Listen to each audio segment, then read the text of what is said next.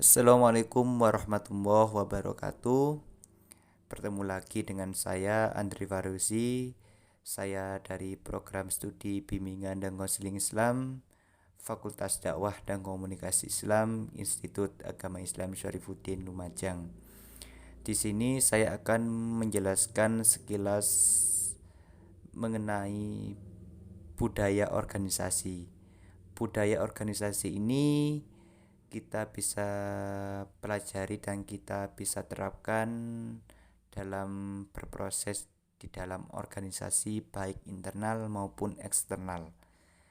Dan dalam budaya organisasi ini sangat penting dan sangat berkaitan dengan mata kuliah perilaku organisasi. Mari kita saksikan bersama-sama mengenai budaya organisasi yang akan saya sampaikan. Di sini saya akan menjelaskan mengenai poin pertama.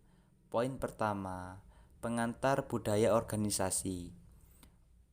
Organisasi memiliki nilai-nilai yang ditumbuh kembangkan untuk dimiliki oleh setiap anggotanya. Nilai-nilai ini menjadi pedoman perilaku yang harus diaplikasikan dalam kehidupan kerja organisasi, dan hal ini akan menjadi pembeda dengan organisasi lain. Dalam pengantar budaya organisasi ini, kita bisa aplikasikan dalam kehidupan nyata, dalam kita berproses dalam organisasi. Tanpa namanya budaya organisasi, maka real dalam organisasi tidak akan berjalan dengan semaksimal mungkin. Itu dalam poin pertama, dalam pengantar budaya organisasi. Oke, selanjutnya di sini saya akan menjelaskan poin kedua, yaitu definisi budaya organisasi. Definisi budaya organisasi merupakan sebagai pola asumsi dasar yang diciptakan, ditemukan atau dikembangkan oleh sekelompok tertentu karena ia belajar mengatasi masalah, beradaptasi eksternal, dan integrasi internal yang telah bekerja cukup baik untuk dianggap bernilai, dan oleh karena itu diajarkan kepada anggota baru sebagai cara yang benar untuk memahami, memikirkan, dan merasakan sehubungan dengan masalah dalam budaya organisasi. Oke, kita masuk pada poin ketiga, yaitu pentingnya budaya organisasi. Setiap organisasi mengembangkan sistem nilai yang mengatur cara berperilaku dan bertindak orang-orang yang ada di dalamnya. Sistem nilai inilah yang dinamakan sebagai budaya organisasi. Setiap perusahaan itu memiliki budaya khas sendiri-sendiri yang membedakannya dari perusahaan lain.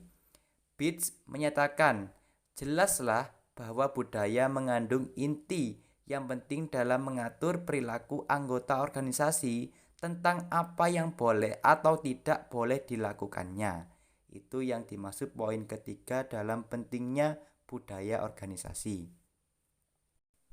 Oke, kita masuk pada poin yang keempat, yaitu karakteristik budaya organisasi. Karakteristik budaya organisasi itu memiliki 7 bagian. Yang pertama inovasi, yang kedua perhatian terhadap detail, yang ketiga orientasi hasil, yang keempat orientasi orang, yang kelima orientasi tim, yang keenam keagresifan, yang ketujuh kemantapan. Oke, yang pertama inovasi. Tanpa adanya inovasi, maka proses organisasi itu dianggap tidak berhasil atau tidak semaksimal mungkin. Yang kedua, perhatian terhadap detail. Kita bisa melihat sedetail apa, kepekaan apa yang ada dalam organisasi itu, baik internal maupun eksternal. Yang ketiga, orientasi hasil. Sejauh mana hasil yang telah dilakukan organisasi itu apakah bisa membuahkan manfaat untuk kehidupan nyata atau real nyata. Yang keempat, orientasi orang. Sejauh mana kekompakan anggota individu dalam berproses dalam organisasi. Yang kelima, orientasi tim. Orientasi tim ini sangatlah penting untuk kita lihat sejauh mana sih kader-kader atau sekelompok itu dalam mensukseskan atau bisa ikut andil dalam berproses di dalam organisasi. Itu bisa kita lihat dalam orientasi kelompok. Yang keenam, keagresifan. Sejauh mana keagresifan dalam organisasi itu? Apakah normal ataukah itu biasa saja? Apakah itu sudah semaksimal mungkin dalam menjalankan apa yang harus dilakukan dalam berorganisasi? Yang ketujuh, kemantapan. Sejauh mana sih kemantapan dalam sebuah organisasi itu? Apakah siap ataukah itu masih tidak siap untuk menjadi sebuah hal yang real, nyata untuk kita berproses dalam kehidupan organisasi. Itu yang dimaksud pada poin yang keempat. Kita masuk poin yang kelima. Jenis budaya organisasi. Jenis budaya organisasi menurut Robbins itu ada dua bagian. Yang pertama dominan kultur, yang kedua subkultur. Di sini saya akan menjelaskan mengenai dominan kultur.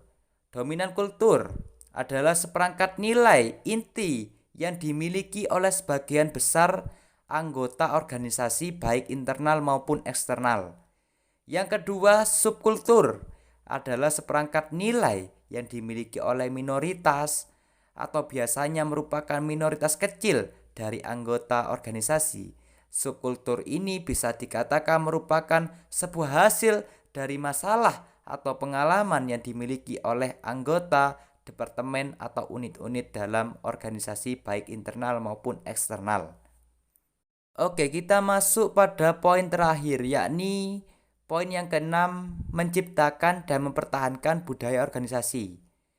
Menciptakan budaya organisasi dengan cara apa? Yang pertama, mendoktrin. Yang kedua, mengidentifikasi. Yang ketiga, mempertahankan. Itu cara menciptakan budaya organisasi. Selanjutnya, mempertahankan budaya organisasi itu dengan apa?